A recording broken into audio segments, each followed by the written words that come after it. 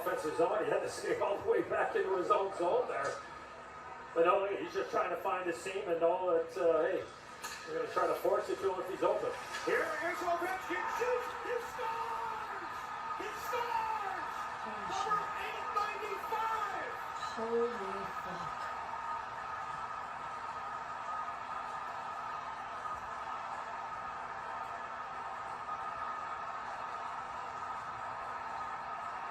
Incredible. Yeah, his wife's trying to find it.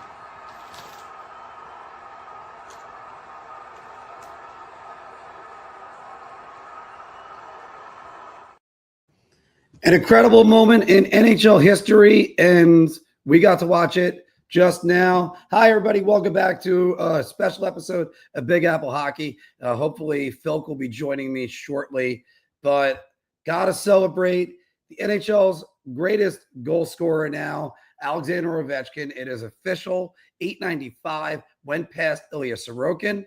It was his 42nd of the season, 895 of his career, assisted by Tom Wilson and Dylan Strome. That'll be the trivia question that'll be asked for years. Who is it scored on? The first goal he's ever allowed to his countryman, Alexander Ovechkin.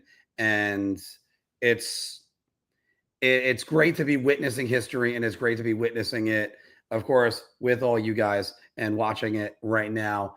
Of course, there's a game being played, and the Islanders just even scored. Trying to find. Oh, Mark Gatcomb scored again. That's his 8th of the season, but that's not the goal anybody's going to be talking about. Imagine scoring 2 goals, your first 2-goal game, I believe, in his career, and none of that matters today. Alexander Ovechkin passing Wayne Gretzky, most goals ever in NHL history. It's something, yeah, Christie's saying it. Absolutely incredible. Can't say I'm surprised is what Wicked's saying, but we could just get this miserable season over with some losses. You know, this is almost typical Islanders. They came out ready to play. They played a great game. And right now, they're up 3-1 when you kind of hope they would get a little bit more losses and increase their chances of getting the hometown prospect, James Higgins. And it would be something. It would just be something if the Islanders can end up just getting it right there. So Strome, I've been asking it all along this week because the only thing to compare it to is Barry Bonds, who had 756 off of Mike Bassick from the Washington Nationals. And now Ilya Sorokin is in the record books forever. And Anthony posted this question about 3 weeks ago that Ovechkin was going to break the record in this game against Ilya Sorokin, whom he's never scored on. Phil has said it would be the next Islander game that they play at UBS, which is going to be next week. And I was still saying, hopefully, you know, that it was going to be it was going to be the last game against Sidney Crosby. Phil, he did it. He did. It's crazy to think about, but yeah, we are at the point where the great chase is now over, and the guy I grew up idolizing is now number 2 in goals. Never thought I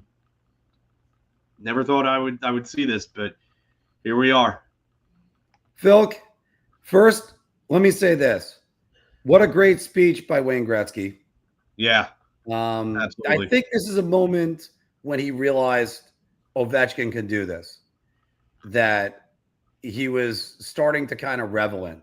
He's like, look, I might lose this one record, but I mean, he's still, as the jokes have been going around on Instagram, he's still over 1,200 assists behind Wayne Gretzky. So it's, I was like 1,200. I think it's 12,000 assists behind Wayne Gretzky. I forget what the number is, whatever it is, Phil.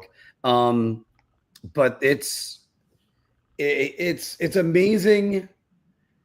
1242 is the exact number. What was it? 1242. He has 1200. 724 All assists. right. Gretzky has 1963. So it's It wouldn't be 1240. 12,000. That's ridiculous. It's I'm caught up in this moment. I'm sorry, 1239. Sorry. It's and Phil, I want to get your thoughts on this first, but of course, so Gretzky, great speech. Ovechkin, gracious to his teammates, acknowledging Backstrom, who assisted on the most amount of his goals ever, and also hugging the equipment guy first, as Kenny Oliver pointed out. But Ovi, great speech. Gretzky's joke about thankfully this wasn't in Nassau Coliseum and getting the entire crowd laughing right away. But Phil, what about this moment? And then also, let's reflect on the fact that Alexander Ovechkin had goal number 42 in this game. That's insane. I mean, I really don't understand how this guy at this age is still doing this. Especially after last year where it looked like, wow, like there was a decline in his play. It looked like that age 39, 38, 39 plateau was happening where you were going to start to see a fall off, a decline in his game. And now all of a sudden, 42 goals in 61 games this year. It's ridiculous. He's over a point per game.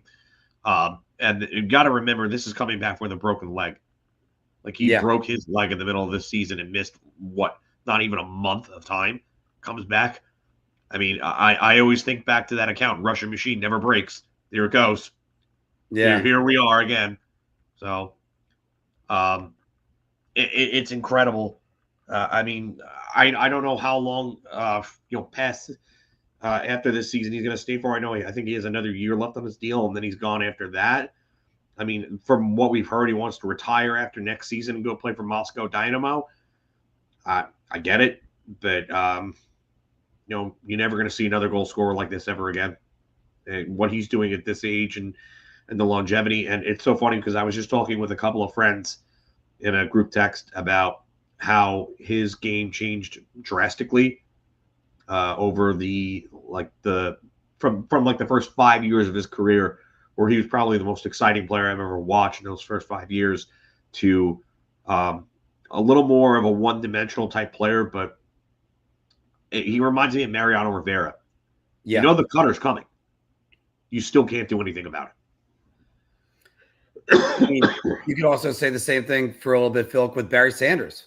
Barry Sanders, they could tell you we're handing it off to Barry. Wouldn't matter.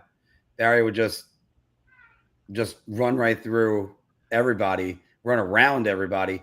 And I remember John Madden citing that he had the obtuse triangle that they were trying to do to contain him. But you can't contain him. But guys like him, you can only hope to contain that old expression goes. But thinking about Ovi, and I'm going to ask you in a second what your favorite Ovi goal is, but you're right about that. And I think one thing you can't help but look at him in his career and his just in totality. Unless you were a Caps fan, there was a degree of maybe not the word hatred, unless it was like the Penguins. I mean, there was a degree of respect with him, but you also kind of looked at him and went, I don't know if this guy is a winner. He beats the Pittsburgh Penguins in 2018, which great athletes, whether you're Michael Jordan and it's the Detroit Pistons, whether it's the New York Rangers and the Pittsburgh Penguins, they couldn't get past the Pittsburgh Penguins. Then they did.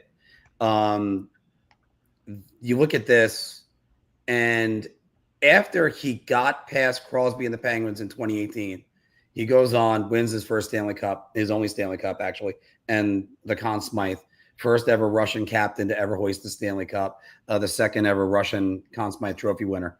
And since then, after that, there's been a very much not only change in his game, I think, but there's also been a change in the perception of Alexander Ovechkin. Your thoughts? I'm sorry. I was a little distracted there. My apologies. Since 2018, there's been a change in him ever since he won the Cup. Yeah, I would say so. I think I think he's become universally loved. I know that there's going to be detractors for reasons outside of hockey. And I mean, I'm not really going to get into that because that's not why we're here. Nope. But there, I mean, this is somebody amongst the vast majority of hockey fans, a very vast majority of hockey fans, is universally loved for his play. I don't think he's changed much personality wise. He's still that goofy kid that came up that's energetic and vibrant. He still celebrates his goals as much as he did when he first came up. Like I remember the commentary around him from others were like, this guy scores goals like everyone is going to be his last. Mm. And that hasn't changed. And it's good because at that age, the silver fox that he is, with the salt and pepper in his hair and everything like that, and his beard, that energy could go away. But he's still very personable. He's still very marketable. Excuse me. He's somebody who casual fans can kind of like latch onto because he's just great in that regard. I mean, it's funny we're using the word great there, but I mean, this is. I think it was Derek Jeter, or was it Derek Jeter? Yeah, that said now greatness can be a part of your name. I think in one of the video tributes to him. So it's pretty cool seeing this happen and having this guy just have the same exuberance from day one, or game one to game 1487. So it's incredible. I mean, we're never going to see something like this again. I don't know if we're ever going to find somebody that can break that record. If there's a guy, yes, we're going to be talking about him, I think, Wednesday on Big Apple Hockey. Yeah, maybe Matthews could break, but this is, and you want to talk about favorite goal? I mean, it has to be the goal against Arizona. I go with one better. I don't think it's any contest. It's the amount of skill that he showed. The play against, trying to remember the defenseman he was up against. I want to say it was Hammerlick, but that might not be, or it might be. Oh no, it was actually Subban, I think. The one against Montreal. Yeah. And he goes, pokes the puck away from. I think it's Subban. It's a spin move along the boards. I know which one you're talking about. Spin move along the boards. Gathers in the puck, goes in the zone, gets tripped up, and as he's on his butt, flicks it over Carey Price. I mean, no, I get it. I remember watching the goal against Arizona. I remember watching that game live and saying to myself, like, how did he just do that? Like, I had to sit there and actually like go back and like look at the replays to see how that puck went in, and it's just like, what is going on? And just going back at the replay and looking at poor Paul Mara, and he just throws his hands up in the air like this, like, come on. Like you've got to be kidding me. The sheer shock of everybody in that building. And then they go to Wayne Gretzky, and you see his face. He's looking over the monitors like, it's definitely, Pete saying here, I still don't know how he scored that. It's unbelievable. It really is. He's just an incredible talent. I mean, oh, by the way, Josh, on this is a good one from Josh saying the moment is going to hit like crack when Ilya Ovechkin breaks his dad record. Maybe he'll do it against a goalie also named Ilya. That would also be funny. But Pete, you got that one right. I think 1,000 goals is a possibility. He could still do it because after all, 42 goals this year. Who says he doesn't do 42 next year? That's how impressive he is. As and by the way, Romanel is saying this one right here. Incredible. Gretzky was so humble. I never thought I'd see the record fall. To go back to Nicole's, like this is Please. insane for me. This is insane for me. Yeah. There was a way of him just putting this. And by the way, and Pete's right about this one, for Ovi to do it in this era. By the way, the one knock I would give against the Arizona goal was that Brian Boucher is well out of position. That's the one thing. And Ovi's able Yeah, but he has no angle. He has no play on that, and he still somehow scored. But again, I mean, being firmly on your butt and you pass, and I have all my criticisms whenever anybody tries to put Carey Price's place in history, NHL 100. But leaving out other people. But I also can't help but say, at the moment, Carey Price was one of the best goaltenders in the league at the moment. And Ovi's on his butt and he beat him. So I'll say that. And again, I'm not trying to knock Carey Price. I'm just trying to always. I don't think Carey Price was there yet at that point. That was still a little earlier on in his career, but he was working his way there. Yeah. But I mean, it is insane. But as Pete's mentioned right here, the advances in goaltenders equipment, the goaltending techniques, it's amazing that he did it. But also, I forgot which goalie brought this up, Phil. A lot of people are always focused on the advances in goaltending, not only the techniques and the equipment, but the shooters. The graphite stick changed a lot. Like now you get guys, they can, even when they don't have a good shot, they can whip it. It's like the torpedo bats. So yeah, I mean, I remember when those first came out when I was probably about like 15 when they first came out. And I just remember using the original Synergy for the first time. I was like, whoa. I was like, there's definitely something to this because I used two pieces back then. I was an Easton guy. Like until probably like my mid-20s, I was a full-fledged Easton guy. Always used Easton. Gloves, sticks were all Easton. And then when the Synergy came out, I couldn't believe like the improvement in shot power, but like the goaltending pads and everything like that.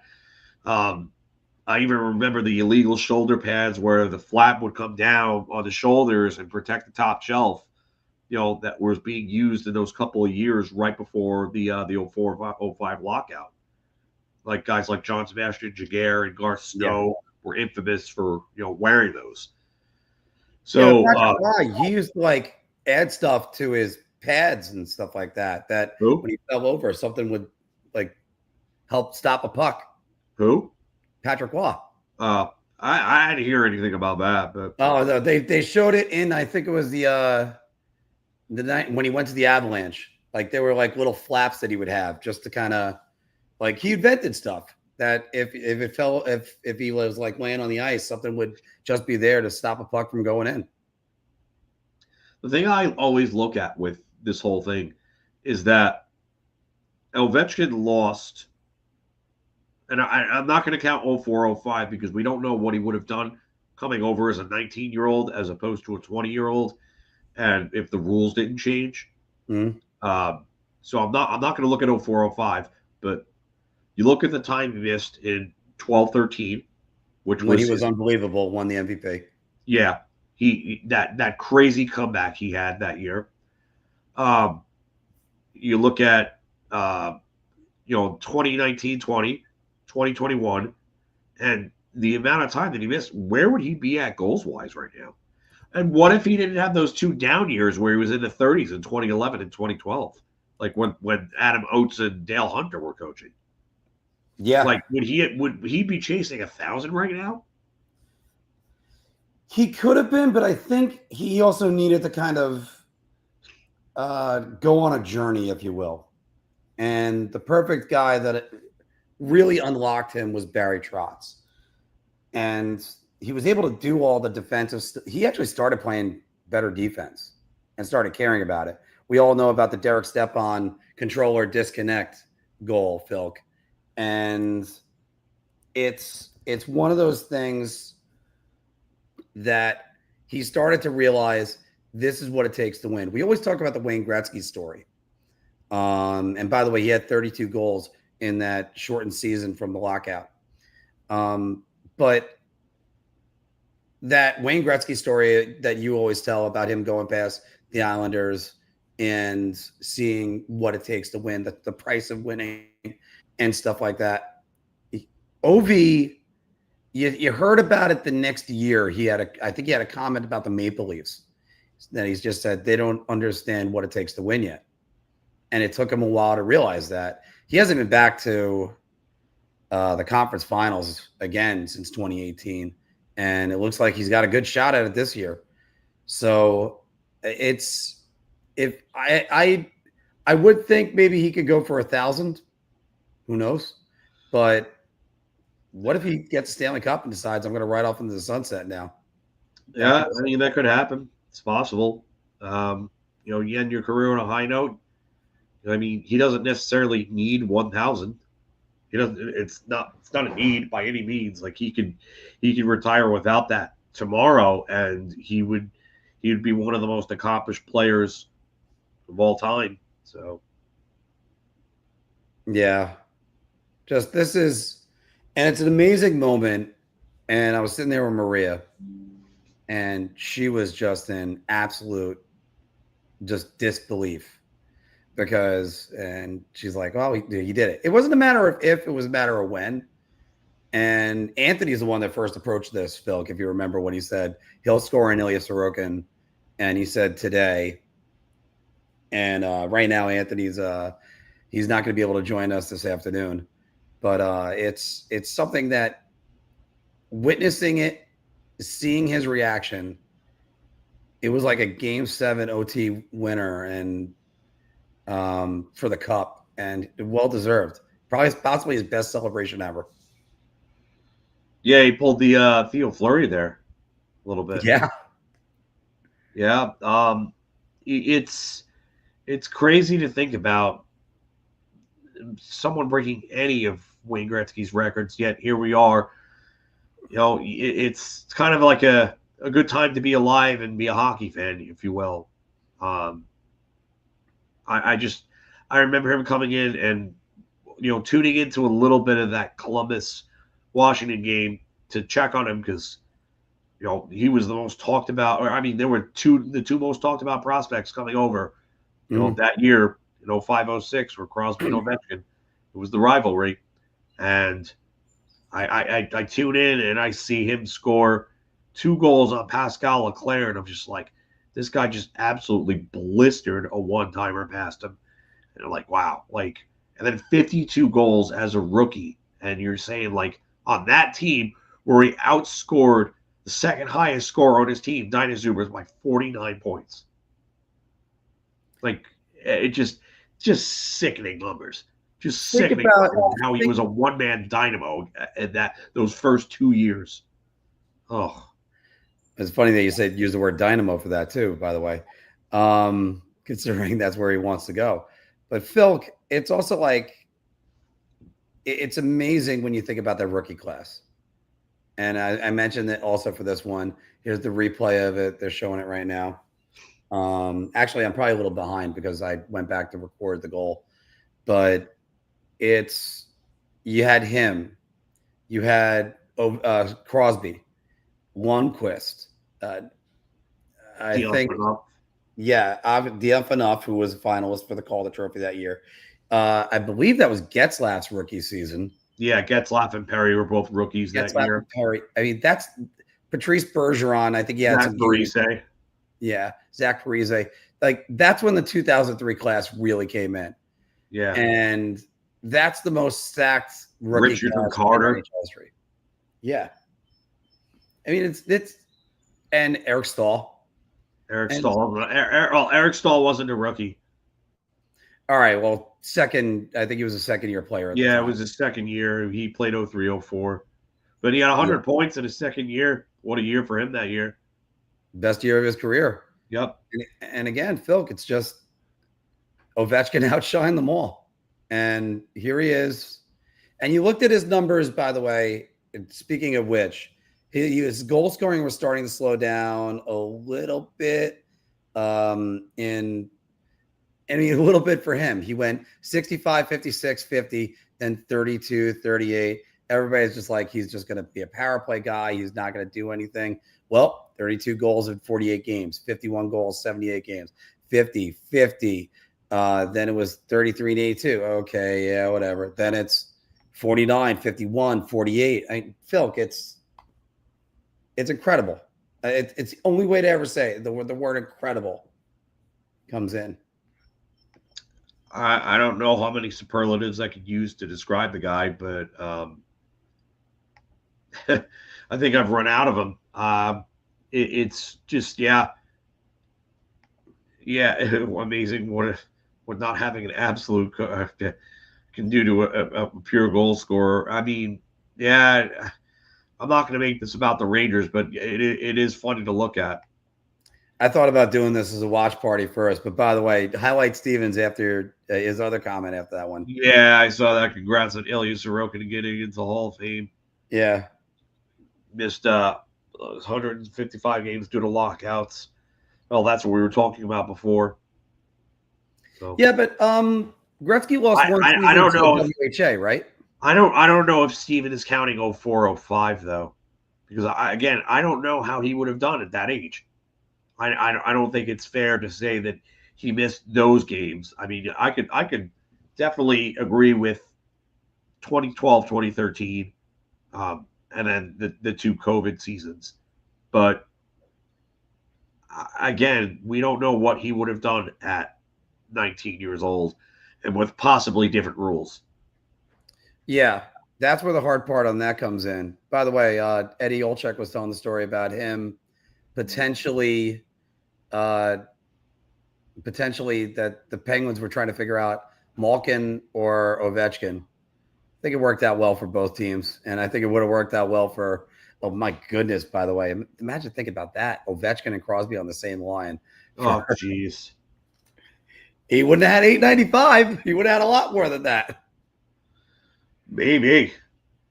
Then again, Crosby's a better shooter than Nicholas Backstrom ever was. He's also a better passer, but I'm not saying that with any disrespect to Nicholas Backstrom. Phil, it is. I don't think you could be disrespecting somebody by saying Sidney Crosby is better. But yeah, I mean,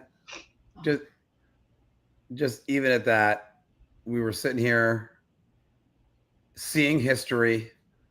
I mean, that wrist shot. He goes short side on Sorokin. It's I've said when his speed went away, he was going to be a lot like Brett Hall, just find the open spot and just rifle it in. Steven saying right here, remember when the Panthers wanted to draft Ovechkin in 03, making the case that leap years shouldn't count to calculate a player's age, making him 18. Yeah, they tried it multiple times and they got declined on it. Yeah. But could you imagine that if he would have been drafted by the Florida Panthers? Certainly would have helped hockey back in Florida reach the level it is now, where now they're really starting to pay attention to it. Yeah, I mean, I can tell you right now, just talking with people down here, and I've been with one of my old friends for the last 2 days, and we went down and we played a little hockey down in Oldsmar yesterday morning. There was a kid that showed up to the rink, and I was talking with him, and he was talking about the job that Jeff Vinik has done down here, and he said that what Vinik has done to invest into the community and everything like that. He bought the Lightning and then invested into the community and turned the community into a hockey community down here. Mm-hmm. Which the Lightning have their handprint all over everything down here. It's crazy. And I was down here back in 2003, 2004, visiting family friends, and you couldn't find a place to watch Lightning hockey back then. Now it's all over the place. Dave Andreychuk's was like the big hockey bar and restaurant, like sort of like a Buffalo Wild Wings, in this area for a very long time. And that closed down probably about like 10 years ago. But now there's places all over the place. There's several different bars you can go to watch the Lightning and just follow on hockey and everything like that. It's incredible. To see how Vinnick changed Florida and really endorsed hockey and put hockey into the limelight here is something very, very special to see. And look, that's what you have to do, especially if you're any sports franchise. You need to be investing in the community. That's the way you do things. That's the way you get new fans. And that's the way you get guys like Austin Matthews coming from Arizona and being the number 1 overall draft pick. It's just, you need to always be cultivating new fans, getting people more interested in your game. I like this idea that if it was offsides, would Wall have challenged? I think this is the one you let go. It would be so hard and such a thing that you go, well, it's a good thing for the Islanders. Basically, this game is meaningless. They're not making the playoffs. But this is one moment. Let history just stand. That would be the way I would say it. Yeah, there's just so much of this moment you just can't help but just think we didn't have this opportunity in '94 when Gretzky passed Orr. And yeah, sure. Yes, I think ESPN was doing the game because Gary Thorne had the call. McSorley to Curry to Gretzky on Kirk McLean, and it was a tap-in goal. This one, Ovi rifles it short side, and it's truly something that we're going to be talking about this for a long time. And Kenny Albert's call is perfect. And again, we all knew this was going to happen. It was just a matter of when. That's where the great part is. Let's get to some more of your comments right now, guys.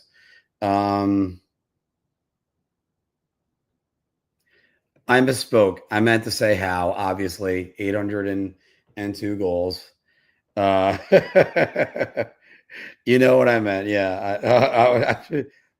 Yeah. But yeah, we talked about it at lunch. We talked about it at lunch at that time, Pete. And it was, it's amazing. And again, I think Joe's right about this one, that everybody's having fun with this. Everybody's having fun. Doesn't matter what sport you played, what team you root for. Everybody is enjoying this moment. They're going through celebrities that are right now congratulating them. Simone Biles, Derek Jeter. This is the video that played at Nassau Coliseum. UBS before. I almost called it Nassau Coliseum.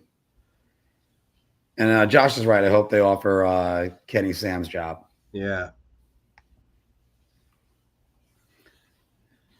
Definitely like and subscribe, share. If you're not subscribed already. And by the way, this is also where I could argue with you, Phil, how great of a year 1994 was in general for hockey.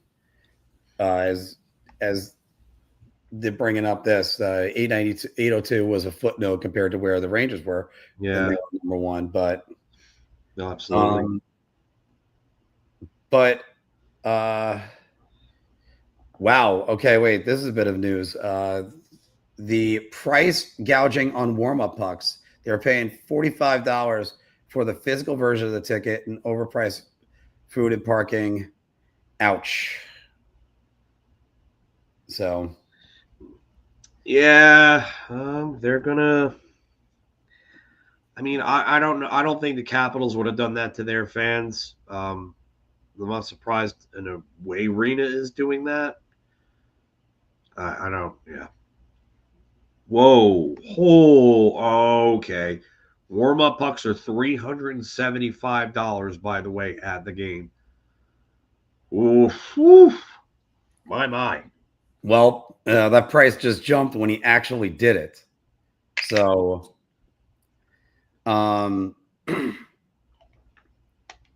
it's It's one of those things. I think there would definitely money to be made right there is Yeah, in the United States. I definitely I agree. There is money to be made, and that's really what it comes down to. It's a business with this stuff. Yeah, it's but you think the warm up pucks are right there, and wait until you get like replica jerseys made up, or just even the replicas, or the replicas of the pucks, or the pucks that like someone like the plaques, the commemorative sticks. Hell, I just looked the other day just for the Keith Hernandez jersey retirement. There's still commemorative bats that they got for that. So it's there's always something money to be had somewhere. So that's gonna happen.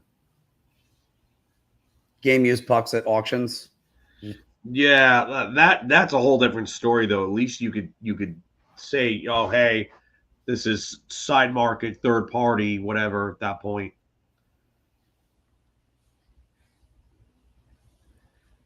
yeah, But and that's not surprising. I mean, that's we put on a new set of everything. That's going to be in the Hall of Fame now.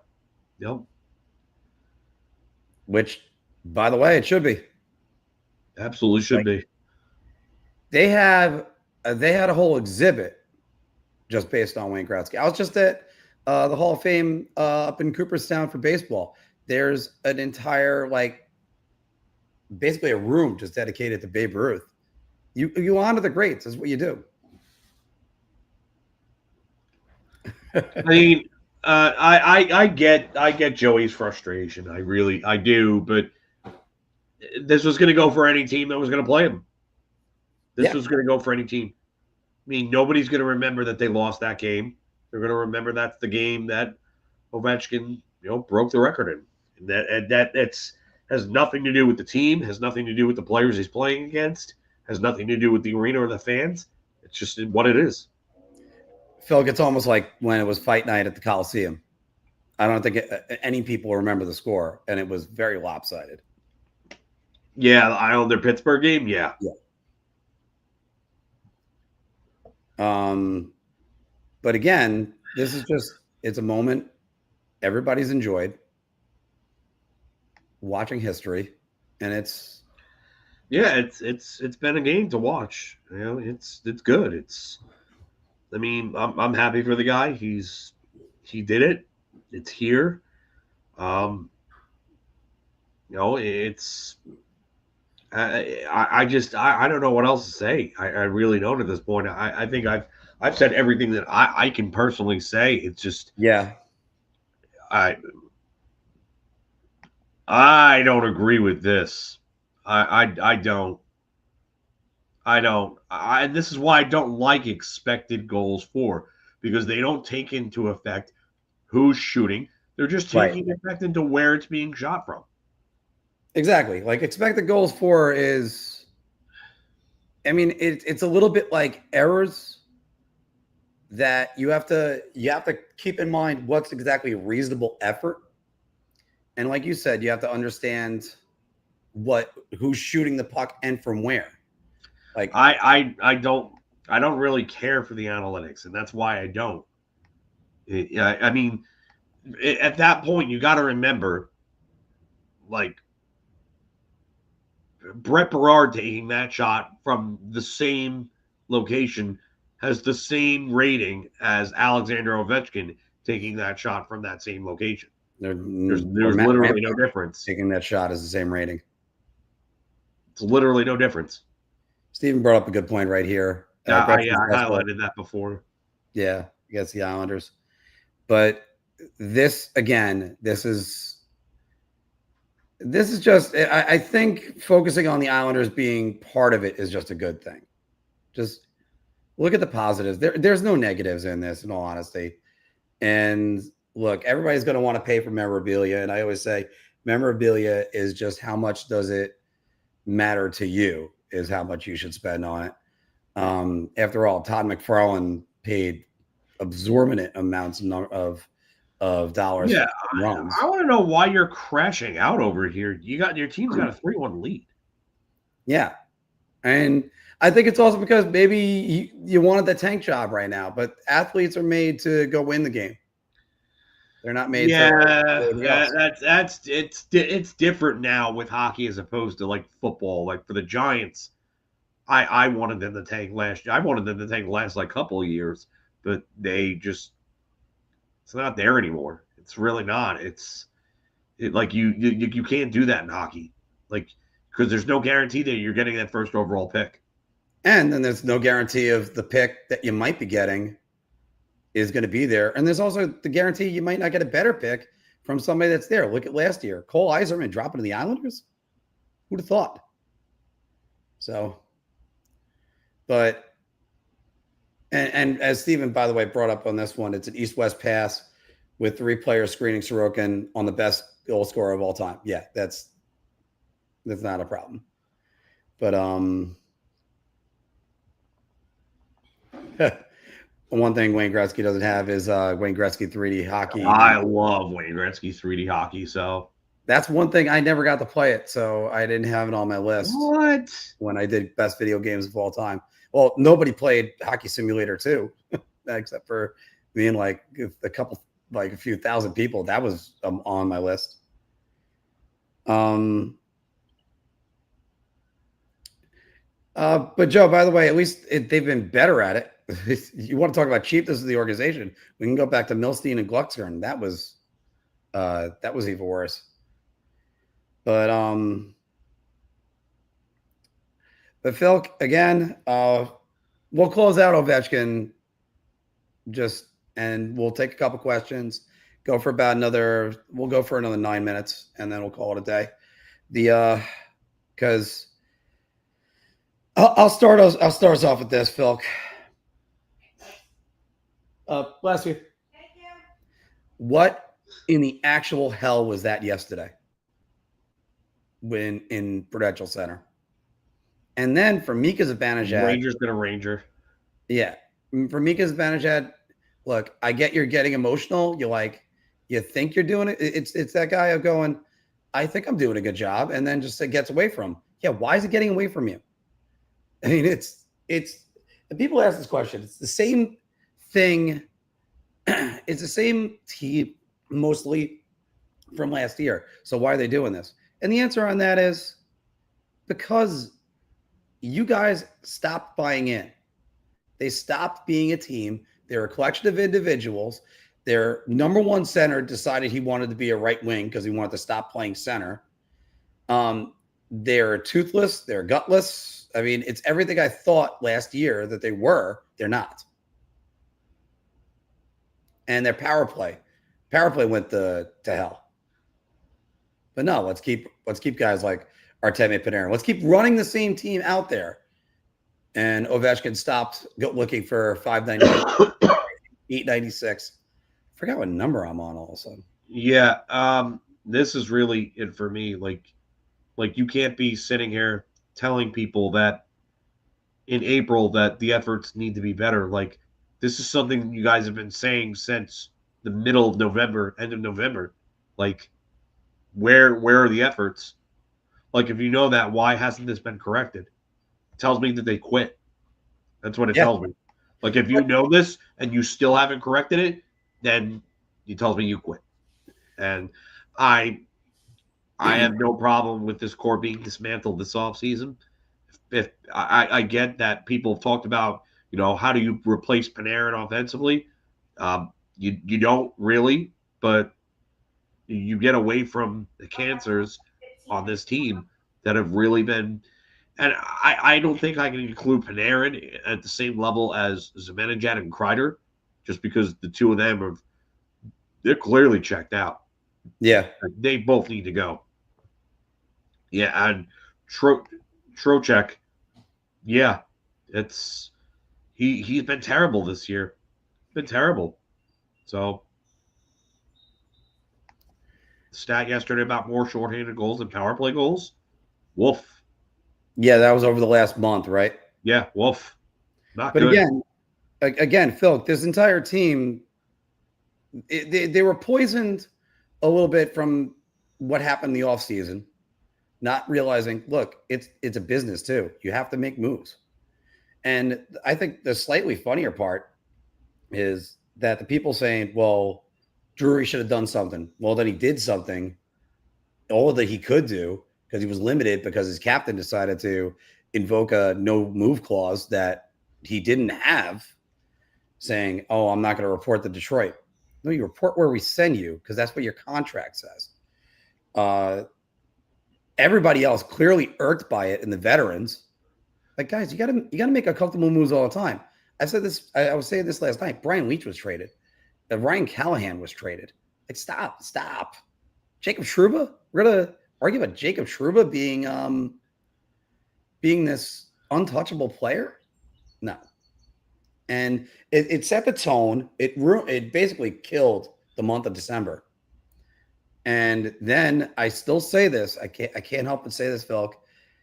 Shesterkin getting his money right away when that happened was stupid. Yes, I don't even want to go into that because it's just it's dumb. It was a dumb deal. They should have never given him it. Should have never paid a goaltender that much to begin with. But can you talk about the timing? Yeah, and the timing was terrible.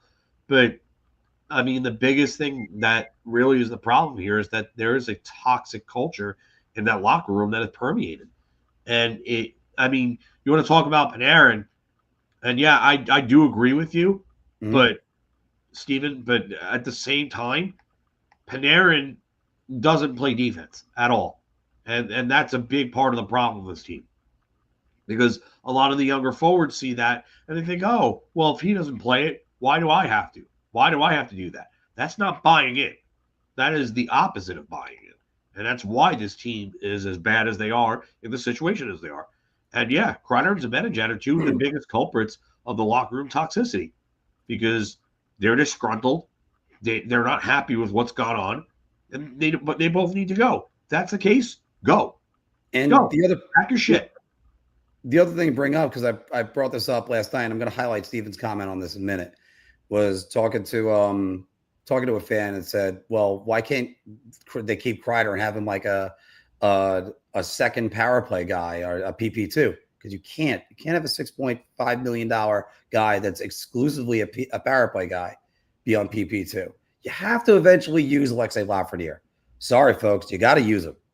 Oh, he hasn't really shown you anything. Well, what have you given him a chance with? I mean, that's the other part of it too. Pajot just scored. That is Jean Gabriel Pajot, not Perot. And as Steven's saying right here, I agree with you. If these players were young players, but when you have the veteran players having a hard time, then you have the wrong veterans. That's the answer.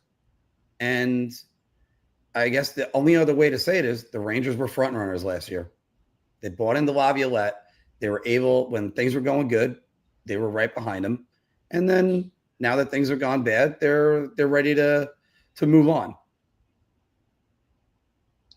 I don't know if there was a front runner mentality. It's just, yeah, you could say this, that there was a regression that was going to come from it.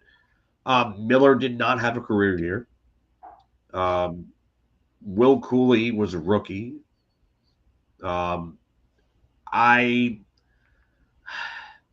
Zibanejad did not have a career year. Kreider did not have a career year. Trocheck points wise, yeah, he had a career year. Well, Trocheck, that whole line had a career year, yeah. They're the three. Yeah. I mean, a lot of other guys on this team did not have career years. So. Barclay Goodrow was far from a career year. Yeah. Oh, but I guess the regression, sure, but this team clearly quit. I mean, they quit in December, and that's why they are where they are now. Which is funny because Johnny Lazarus, friend of the show, put on about the highlight of the season was that goal Capo Caco had over Montreal, where it was a bunch of young players that were together on that, Cooley and Zach Jones. And Laviolette basically was trying to run Zach Jones out of town. Will Cooley was there, and they did run Capo Caco out of town. Which again, everybody wants to say he needed to earn his ice time. Well, so did the other guys. You can't draft the number two overall pick and go, congratulations, you're a third line grinder. Enjoy. Yeah, Have to that's invest. my biggest problem with Laviolette is just the young kids have to take the accountability, but the veterans don't. Why is this? Yeah. So Yeah, as we say all the time, Mika's just doing his 20 minutes of cardio. And the optics of the fight happening yesterday, and he's just skating around. Come on. yeah, it's not a good look. And we know he's not a fighter and stuff like that, but like, Then get in the way. why are you not in there trying to pull somebody away? Yeah. Just get in the way. And don't get me wrong. I don't want Mika Zibanejad, who's not a fighter, to be in the same situation Marion Gaborik got in with Dan Carcillo. Yeah. No, definitely not. But like, do something to like pull somebody away, look like you care. I mean, yes, they've been bad at 5-on-5 for a while. The defense is awful, and Igor has camouflaged this in previous years. But I mean, at the same time, it's just these guys can play better than what they're playing. Zibanejad and Kreider, if they have better years, this team is probably in a playoff spot right now. Trocheck, if he's not playing like a complete dumbass this year, they're probably in a playoff spot. Lafreniere, if he's having a slightly better year this year than what he's having, even a slightly, then they're probably in a playoff spot. And the power play is the biggest thing. Like the power play has just not been able to convert for them. And they've lost a lot of games because of that. So. And again, when you talk about effort being the problem, effort should not be the problem. And we could see some of these guys, they're not there, or they're not there where their game needs to be. Keandre Miller, if he thinks there's a payday coming, I hate to break the news to you, you're going to have to try to play for it because it's not there. I hope to God they don't do anything but bridge him because he's not worth a big contract. I think somebody tries to see what they can make out of him, and I think they can overbid for him right now. They'll look at him and go, he's still young. He's 25 now? Somebody gives a massive offer sheet. I think I don't match it, and I let him walk. Especially if it's going to be one that gives you like multiple first-round picks, then let him walk. Which again, Phil, that's one of the reasons why we talk about dealing Artemi Panarin. You have to deal these guys a year too early. And Panarin could be an MVP candidate next year on the right team, or even make a team to a Stanley Cup favorite. And who knows, maybe he wins a cup like Gaborik did and have an outstanding playoffs in LA, a guy who we all thought was not really a playoff player. But this is something, and wow, first warm-up puck from the Islanders game showed up on eBay, asking price is $25,000. Jeez. Wow. That is a warm-up puck. If you were going to offer, if $2,500 would be a lot. Yeah. That's ridiculous. Yeah. So, I mean, Phil, this is amazing that this record stood for 31 years. Yeah, but with Gordie Howe, it took him 30 years to get it. I'm playing into his 50s. I think he was in Hartford at 52 years old, right? 50 or 51. Yeah.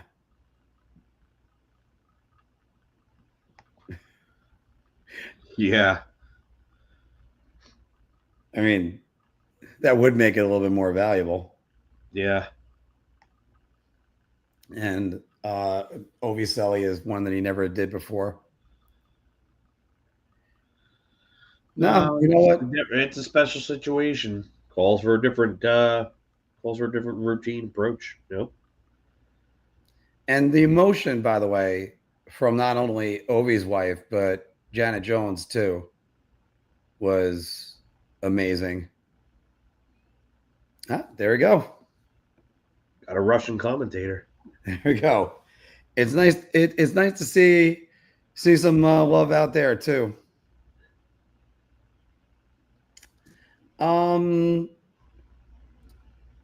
Josh, the last time we went to Vegas, we stayed at Mandalay Bay. They have a miniature golf course that's there. That's a lot of fun.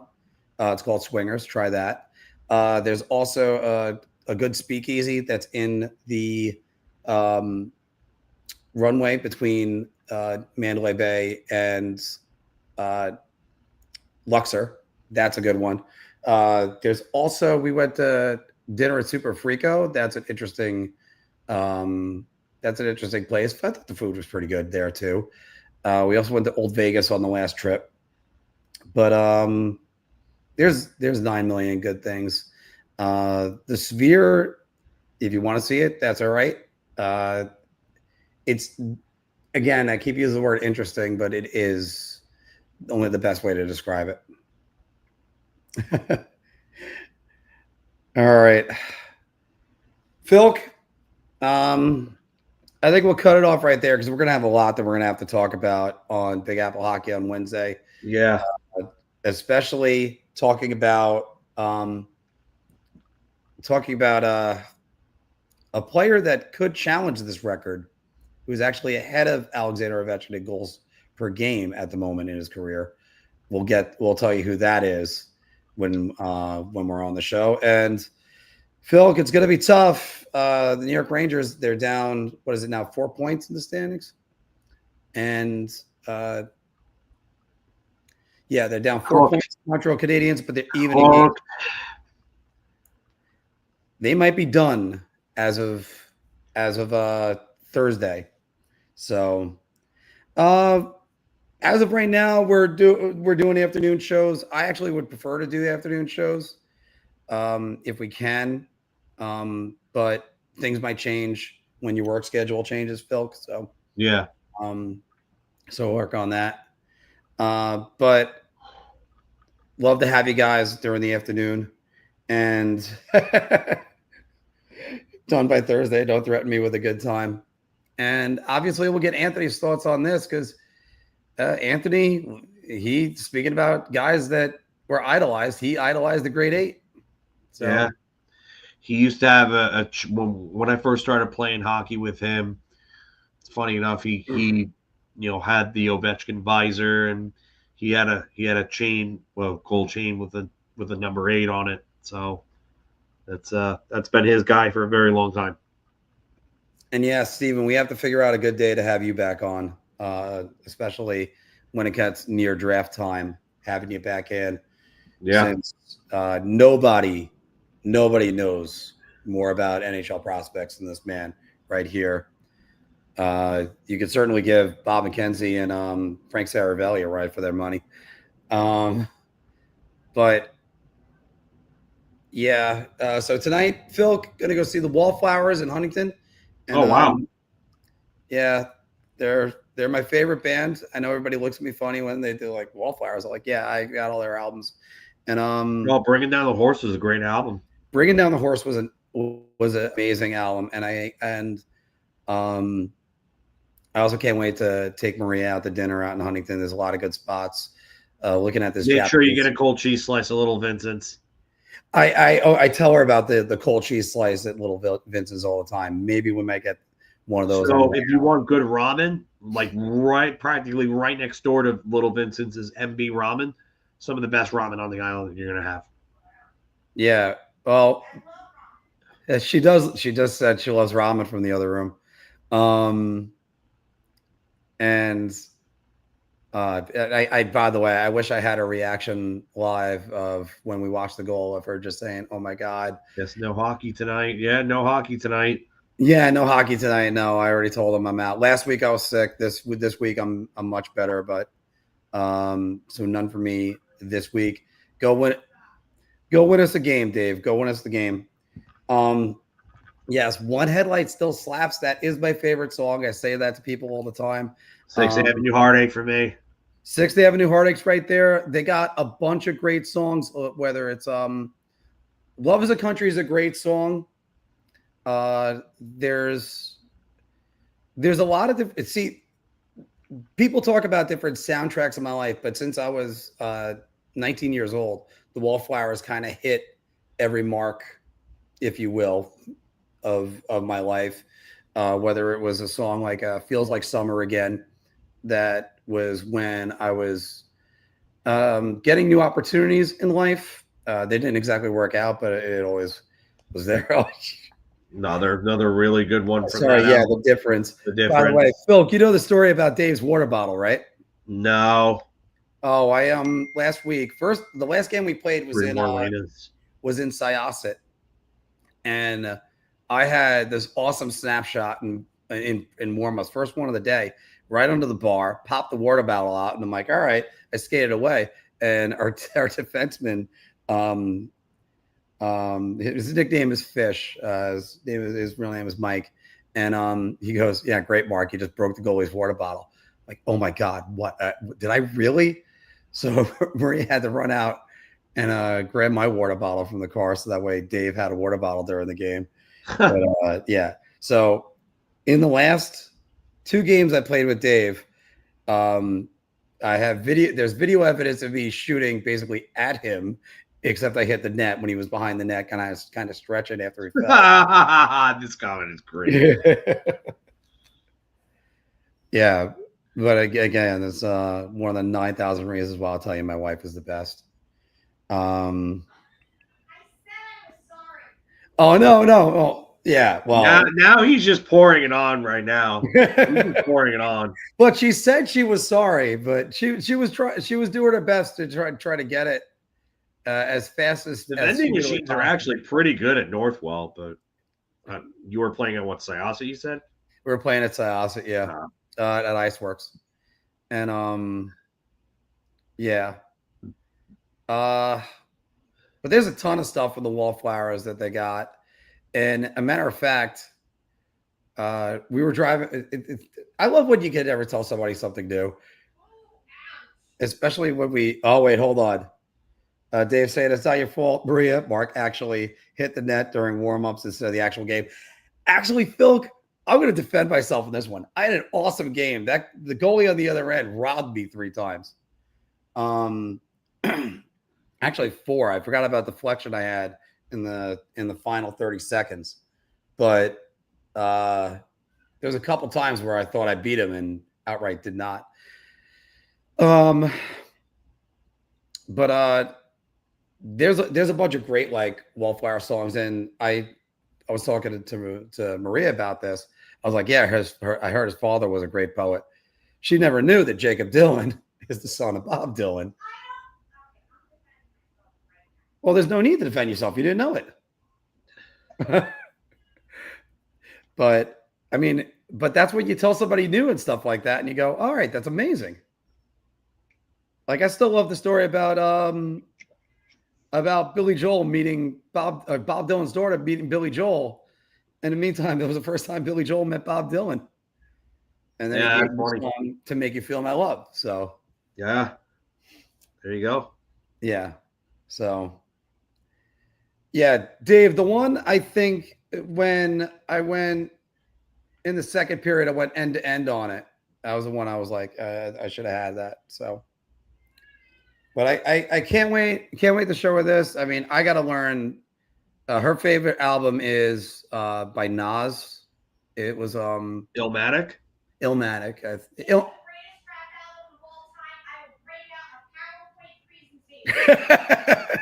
She could do an entire PowerPoint presentation and a TED talk on it. So yeah, that's what she's saying for that one. Illmatic is an absolute classic.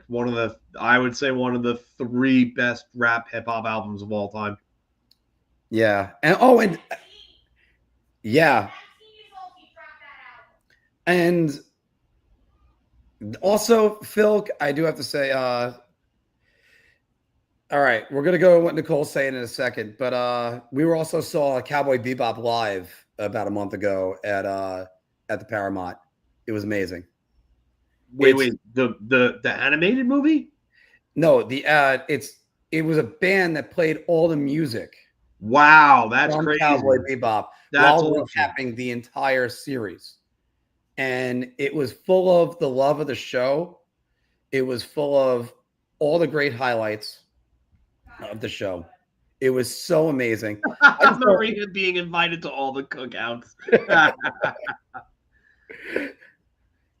See, this is why I know I chose wisely for the rest of my life. Oh, that's great. But it was I just thought we were going to hear some like good jazz. By the time we were about I want to say 2 hours in, by the time they broke out the real folk blues, we were absolutely just floored by what we saw. It was that amazing, and I can't say enough about it. It was a great idea that she had. She's the one that came up with that idea, and I'm the one that introduced her to the show. So it was. I knew what the show was. I just didn't watch it. Oh, okay. Well, she knew what the show was. But we watched it together. So. Well, again, this is what the great thing is when you have a partner that thinks of stuff like that. So, when and how do you think they'll introduce Sam's replacement? I don't think they're going to do it this season. In season, I think it's going to be in the off season. I think it's an off-season thing too. I think it's going to be Kenny Albert. That's just me. I think he's worked his ass off for it. Yeah. He's got the bloodline. The only other option I could see would be they somehow convinced Howie Rose, who he's let it known that it was his dream job. I mean, he has the single greatest call in Rangers history, one of the greatest calls in sports history under his name. But those are the only two guys I can see. I can't see anybody else. There's a degree of sadness I will have when they name Kenny Albert, and I think that's the good idea to have is that it be Kenny Albert. I did throw this one as a dark horse out there at one point. If they had Brendan Burke end up moving over, no, but he's staying with the Islanders. National. But Kenny Albert, who is, I think he's the most versatile announcer working right now, because how many announcers could ever say you do a nationally televised football game for Fox? And he could do even MLB Saturday for Fox, because he used to do that too. Yeah. Then he ends up doing the Ranger radio broadcast on Monday, and then who knows, he fills in for the Knicks on a Tuesday. Like that's just how he could do it. And I mean, Marv was a radio announcer for the Rangers. And we're blessed with being a Rangers fan to have great announcers all the time. And even for the Islanders on the TV side, I'm not as much of a fan of who's the Islanders radio guy. Is that Chris King? Yeah. Yeah. I mean, good for the Islanders. Not to be confused with the Chris King that played in the NHL. Who was a former Ranger. Yeah. Traded him and Ty Domi for Eddie Olczyk. Yeah. But I think it's Kenny. I think you have to go with Kenny. And like I said, there's a degree of sadness. So but he'll still be doing all the big stuff. Yeah. And although as Maria just no. Say anything. I don't want people in your chat to hate me. Nobody hates you. You don't have to worry about that. I just said, damn it. I don't like what I'm seeing on my screen.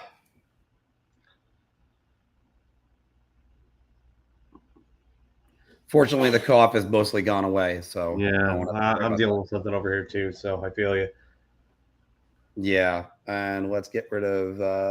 Can't get rid of that one. How are this spam people not able to? Yeah, I don't know. I have no clue. But yeah, I guess we'll wrap this up here because we've. Yeah, we're exhausting both of our laptop batteries because I'm almost done with mine as well. But the wallflowers tonight.